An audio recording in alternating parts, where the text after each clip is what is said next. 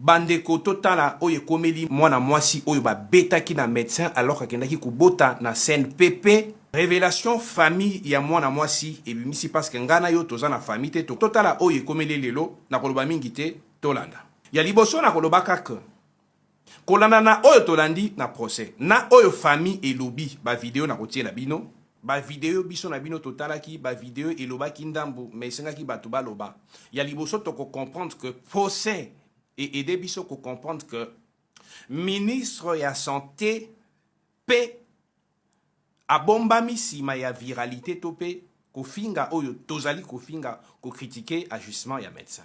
Mais je pense que responsabilité ya ministre ya santé ezali monene parce que procès et la kisi biso que nyonso oyo esalemi parce que anesthésie ezalaki te na hôpital monene ya référence lokola oyo ya CNPP place mwana mwasi oyo akendaki kobota gratuitement wana ezali ba révélation ya liboso ya procès.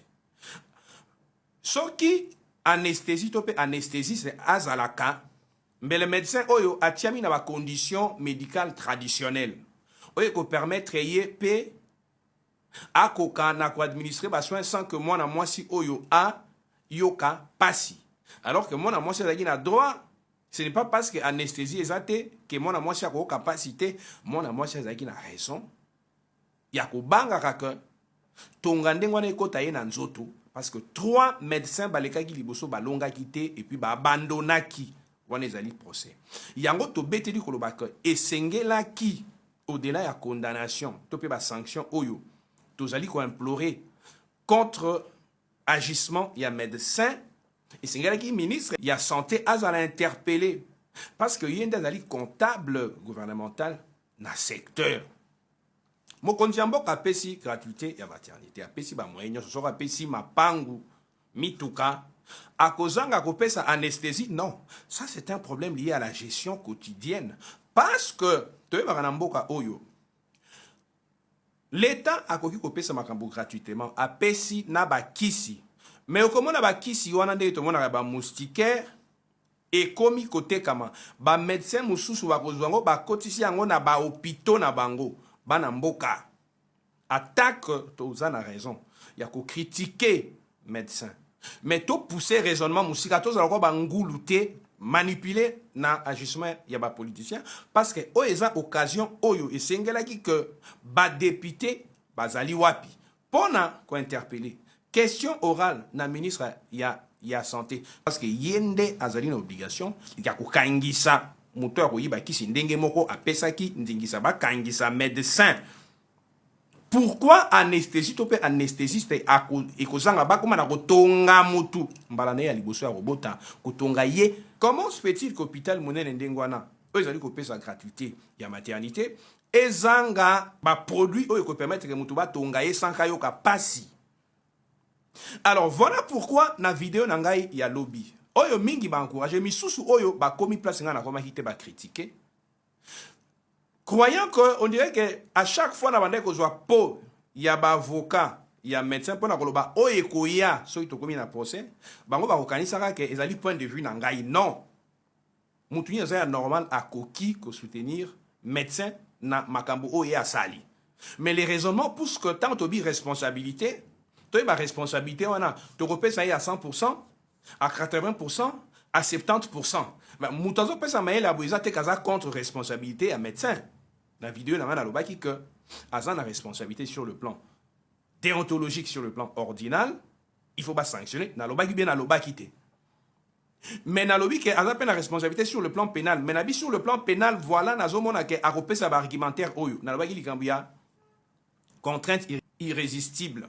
Contrainte irrésistible nabi que médecin oyonde na omona akokanga manelo koloba que il était obligé de faire ça pour na repousser moi est-ce qu'à lobby on a procès parce qu'il y a la contrainte irrésistible il y a l'état de nécessité oyo ezali babiloko oyo permettra que muto ata commettre infraction akanga manamo pour na commettre infraction parce qu'il y avait une nécessité je n'avais pas de choix que na commettre infraction.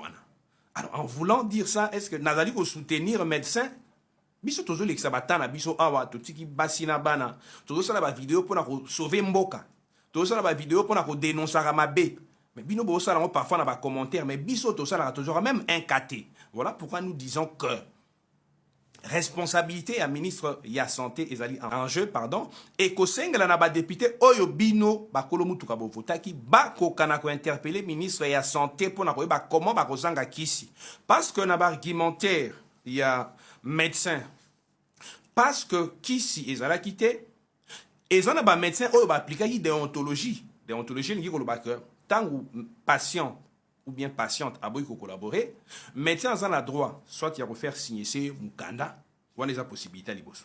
Il y a mis balezali, soit côté capable qui ko forcer té. Alors les médecins disent que ils ont un médecin au baleka qui liboso na ba sale la déontologie. Mais déontologie na bango tant il y a tali conséquences il y a oyo ya parce que ba appliquer déontologie et ça liwa ya moi si. Et lui il va innover en introduisant, en proposant une solution pragmatique, bien que irrégulière, parce que ça prévient la déontologie T. Voilà pourquoi nous avions dit que la sanction est là, mais nous devons la mesurer au prorata du contexte. Responsabilité, il y a l'État Ezali, parce que le médecin n'a pas été mis dans les conditions classiques qui lui permettent d'appliquer strictement la déontologie. Ba o appliquer qui ango ba garantira qui vie ya moi sina moi na té.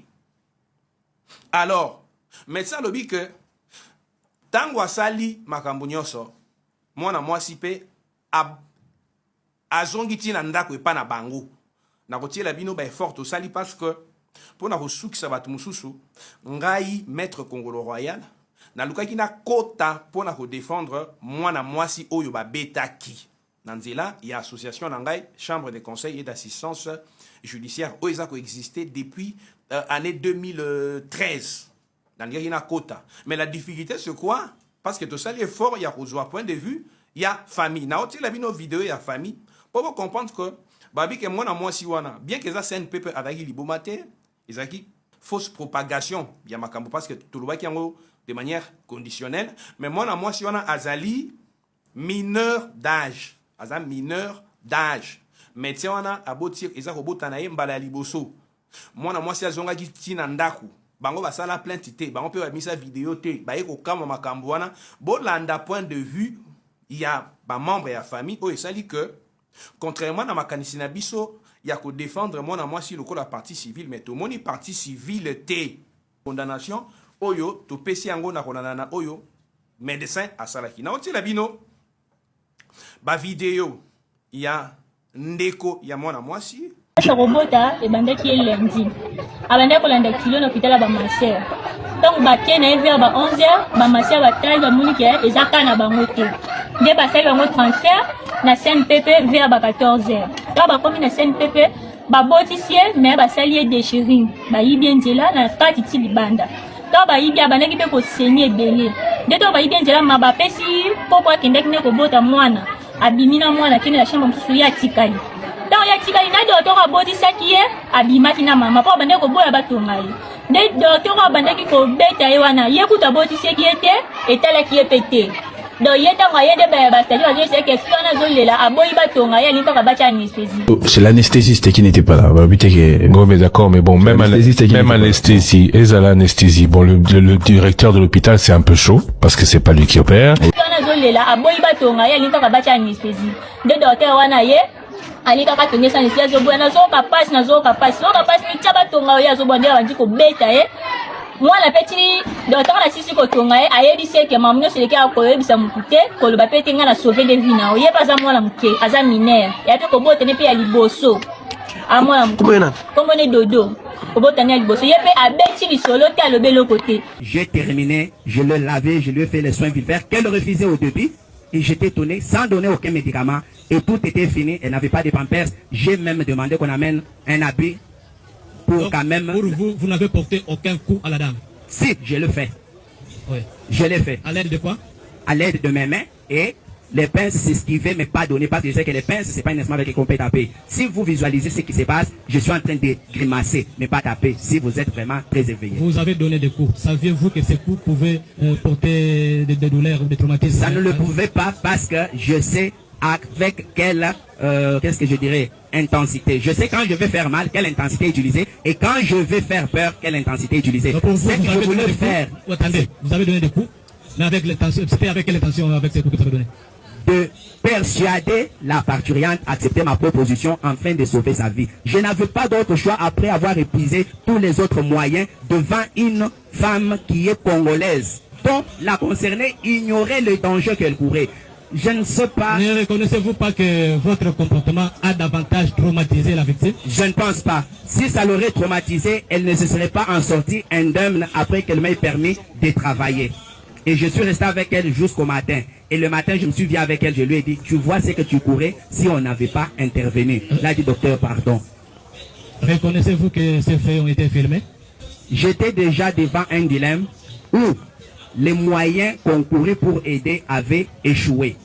Et que en cas de décès maternel, je comparaîtrai. Avec quelle preuve devant mes chefs, mon staff médical, le matin, devrais-je prouver que les faits ont été tels que... Retenez que malgré tout ce que vous avez vu se dérouler, la dame est sortie vivante, elle est repartie chez elle avec son bébé, et aujourd'hui j'étais avec elle et son bébé et sont bien portants. Est-ce que c'est vous qui avez autorisé qu'elle oui, ça pour me protéger moi en cas de non-collaboration jusqu'à la fin. Les faits vous souvent arriver. Les faits vous souvent Non. Tolobaki barguiment oyo bavoka bakoloba barguiment oyo bavoka balobi. Soki yo sai commentaire mabe na sengo singanga bolimbisi. Soki moni ko na point de vue na yo yebisana ke au maintenir point de vue na yo. Alors question nanga ekozala. Na yo tu na yo. Est-ce qu'il faut pas condamner médecin? Est-ce qu'il faut pas condamner été? Donc il faut pas condamner mais ba tenir compte na barguiment na ba diminuer en moké. Yo pesanga point de vue na yo. Question ya mibale zali. Est-ce que na makambu oyo ministre ya santé est-ce que ça a responsabilité na été?